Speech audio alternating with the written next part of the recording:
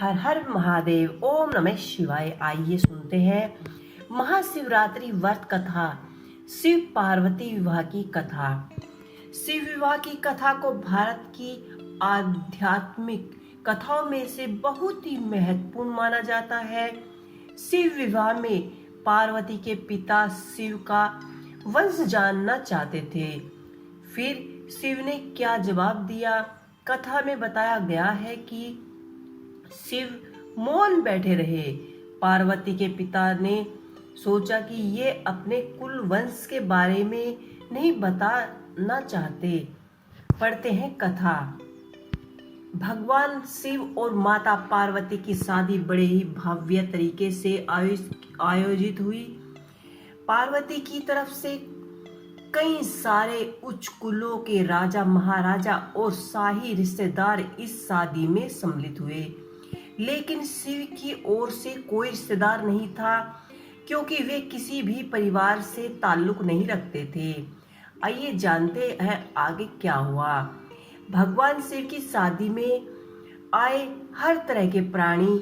जब शिव और पार्वती का विवाह होने वाला था तो एक बड़ी ही सुंदर घटना घटी। उनकी शादी बहुत ही भव्य पैमाने पर हो रही थी। इससे पहले ऐसी शादी कभी नहीं हुई थी। शिव जी जो दुनिया के सबसे तेजस्वी प्राणी थे, एक दूसरे प्राणियों को अपने जीवन का हिस्सा बनाने वाले थे। उनकी शादी में बड़े से बड़े, छोटे से छोटे लोग शामिल हुए। सभी देवता तो मौजूद थे ही, साथ में असुर भी वहां पहुंचे। आमतौर पर जहां देवता जाते हैं वहां असुर नहीं जाते, जाने से मना कर देते हैं। और जहां असुर जाते हैं वहां देवता नहीं जाते। शिव पशुपति है, मतलब सभी जीवों के देवता भी हैं। तो सारे जानवर, कीड़े मकोड़े और सारे जीव उनकी शादी में उपस्थित हुए। यहाँ तक कि भूत पिशाच और विश्व लोग भी उनके विवाह में मेहमान बनकर पहुंचे। उनकी आपस में बिल्कुल नहीं बनती थी, मगर वह तो शिव जी का विवाह था, इसलिए उन्होंने अपने सारे झगड़े भूलकर एक बार एक साथ आने का मन बनाया। शिव पशुपति हैं, मतलब सभी जीवों के देवता हैं। तो सारे जानवर, कीड़े मकोड़े और सारे जीव उनकी शादी में उपस्थित हुए। यहाँ तक कि भूत पिशाच और विश्व लोग भी उनके विवाह में मेहमान बनकर आए। यह एक शाही शादी थी। एक मेहमान बनकर पहुंचे। यह एक शाही शादी थी और एक राजकुमारी की शादी हो रही थी। इसीलिए विवाह समारोह से पहले एक अहम समारोह होना था। भगवान शिव और देवी पार्वती के वंश वाली के व्याख्यान की रस्म। वर वधु दोनों के व्याख्यान वाली घोषणा की जाने थी। एक राजा के लिए उनकी वंशवाली सबसे अहम चीज होती है, जो उसके जीवन के गौरव को बढ़ाती है। तो पार्वती की वंशवाली का व्याख्यान खूब धूमधाम से किया गया। यह कुछ देर तक चलता रहा। आखिरकार जब उन्होंने अपने वंश के गौरव का व्याख्यान खत्म किया तो वे उस ओर मुड़े जिधर वर बैठे हुए थे। सभी अतिथि इंतजार करने लगे कि वर की ओर से कौन उठकर शिव के वंश के गौरव के बारे में बतलाएगा, मगर किसी ने एक शब्द भी नहीं कहा। वधु का परिवार ताज्जुब करने लगा।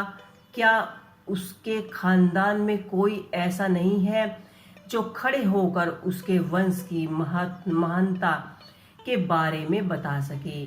मगर बकाए कोई नहीं था। वर के माता पिता, रिश्तेदार या परिवार से कोई वहां नहीं आया था, क्योंकि उसके परिवार में कोई नहीं था। वह सिर्फ अपने साथियों गणों के साथ ही आए थे, जो विकृत जीवों की तरह लगते थे। वे इंसानी भाषा तक नहीं बोल पाते थे और अजीब से बेसुरे आवाज निकालते थे। वे सभी नशे में चूर और विचित्र अवस्थाओं में लग रहे थे। भगवान शिव ने धारण किया था मौन। फिर पार्वती के पिता पर्वतराज ने शिव से अनुरोध किया, कृपया आप वंश के बारे में कुछ बताएं। शिव कहीं शून्य में देखते और कहीं चुपचाप बैठे रहे। वह न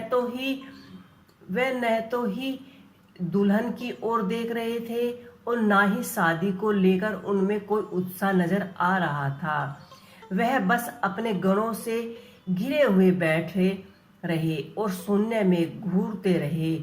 वधू पक्ष के लोग बार बार उनसे यह सवाल पूछते रहे, क्योंकि कोई भी अपनी बेटी की शादी ऐसे आदमी से नहीं करना चाहेगा जिसके वंश का अता पता ही न हो। उन्हें जल्दी थी, क्योंकि शादी के लिए शुभ मुहूर्त तेजी से निकलता जा रहा था, मगर शिव मौन ही रहे। वह बस अपने गणों से घिरे हुए बैठे रहे, शून्य में घूरते रहे। वधू पक्ष के लोग बार बार उनसे सवाल पूछते रहे, क्योंकि कोई भी अपनी बेटी की शादी ऐसे वंश में नहीं करना चाहेगा जिसके वंश का अता पता ही न हो। समाज के लोग, कुलनी राज, महाराज और पंडित बहुत घृणा से शिव की ओर देखने लगे और तुरंत फुसफुसाहट शुरू हो गई। इसका वंश क्या है? यह बोल क्यों नहीं रहा है? हो सकता है इसका परिवार किसी नीच जाति का हो और इसे अपने वंश के बारे में कुछ पता ही ना हो। शर्मनाक आ रही हो। नारद जी मुनि ने इशारे से बात समझनी चाहिए। फिर नारद जी मुनि जो उस सभा में मौजूद थे, यह सब तमाशा देखकर अपनी वीणा उठाई और उसकी एक ही तार खींची रहे थे। वह लगातार एक ही धुन बजा रहे थे, टंग टॉइंग टॉइंग टॉइंग। इससे खींचकर पार्वती के पिता पर्वतराज अपना आपा खो बैठे। यह क्या बकवास है? हम वर की वंशवाली के बारे में सुनना चाहते हैं, मगर वह कुछ बोल नहीं रहे हैं। क्या मैं अपनी बेटी की शादी ऐसे आदमी से कर दूं और आप यह खिजाने वाली शोर क्यों मचा रहे हैं? क्या यह कोई जवाब है? नारद जी ने जवाब दिया, वर के माता पिता नहीं है। राजा ने पूछा, क्या आप यह कहना चाहते हैं कि वे अपने माता पिता के बारे में नहीं जानते? नारद जी ने सभी को बताया कि भगवान स्वयंभू है। नहीं इनके माता पिता है, इनके कोई विरासत नहीं है, इनका कोई गोत्र नहीं है, इनके पास कुछ नहीं है, इनके पास अपने खुद के अलावा कुछ नहीं है। पूरी सभा चक्कर खा गई। पर्वतराज ने कहा कि हम ऐसे लोगों को जानते हैं जो अपने पिता या माता के बारे में नहीं जानते। ऐसी दुर्भाग्यपूर्ण स्थिति हो सकती है, मगर हर कोई किसी न किसी से तो जन्मा है। ऐसा कैसे हो सकता है कि किसी का कोई पिता न हो, किसी की माँ न हो? नारद जी ने जवाब दिया, क्योंकि ये शिव शंभु है। इन्हें खुद में ही खुद की रचना की है। इनके न तो पिता है न माता है, इनका न कोई वंश है न ही परिवार। यह किसी परंपरा से ताल्लुक नहीं रखते और ना ही इसके पास कोई राज्य है। इनका तो कोई गोत्र है, न ही कोई गोत्र है और ना ही कोई नक्षत्र है, ना ही कोई भाग्यशाली तारा इनकी रक्षा करता है। यह इन सब चीजों से परे है। यह एक योगी है और इन्होंने सारी अस्तित्व को अपना एक हिस्सा बना लिया है। इनके लिए सिर्फ एक ही वंश है, ध्वनि, आदि, शून्य, प्रकृति। ने जब अस्तित्व में आए तो अस्तित्व में आने वाली पहली चीज थी ध्वनि। इनका पहली अभिव्यक्ति एक ध्वनि के रूप में है। ये सबसे पहले अभिभावक एक ध्वनि के रूप में है। ये सबसे पहले ध्वनि के रूप में ही प्रकट हुए थे। इसके पहले ये कुछ भी नहीं थे। यही वजह है कि मैं यह तार खींच रहा हूँ। तो ये थी महाशिवरात्रि की व्रत कथा, शिव और पार्वती के विवाह की पौराणिक कथा। आपको ये कथा कैसी लगी मुझे कमेंट बॉक्स में लिख के अवश्य ही बताइएगा। हर हर महादेव।